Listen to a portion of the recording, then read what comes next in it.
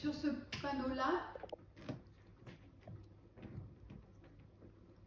cette ligne jaune continue, peinte sur la bordure du trottoir, interdit l'arrêt et le stationnement. Je choisis un autre endroit pour déposer un passager. Bonne réponse B.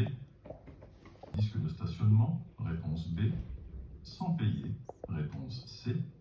Pendant 24 heures, réponse D. un disque de stationnement sans payer pendant 24 heures. Payer. À partir de ce panneau, je peux stationner sans payer, tout en respectant la limite de 7 jours consécutifs au même endroit. Un stationnement limité avec contrôle par disque serait signalé par l'un de ces panneaux. Bonne réponse C et D. Oui, réponse C.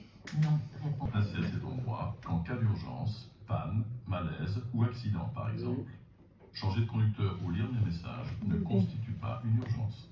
Bonne réponse B et D. L'arrêt ou le stationnement empêchant l'accès ou le dégagement d'un autre véhicule.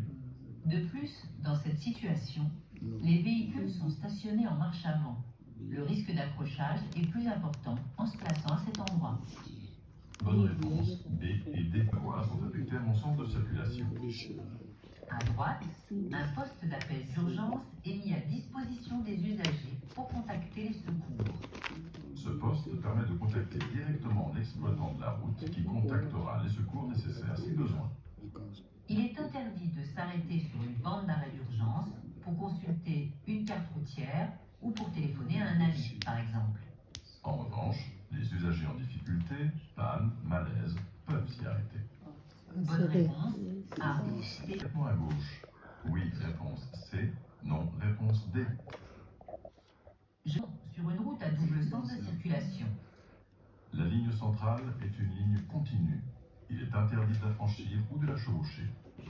L'accotement à droite ne me permet pas de m'arrêter en dehors de la chaussée. Si un usager arrive, il ne pourra pas me dépasser à cause de l'espace restant entre moi et la ligne centrale. Je ne peux donc pas stationner à droite sur l'accotement. À gauche, l'accotement est encore plus petit. De plus, la ligne continue interdit de passer de l'autre côté. Bonne réponse B. Et du numéro des habitations. Oui. Alternance semi-mensuelle.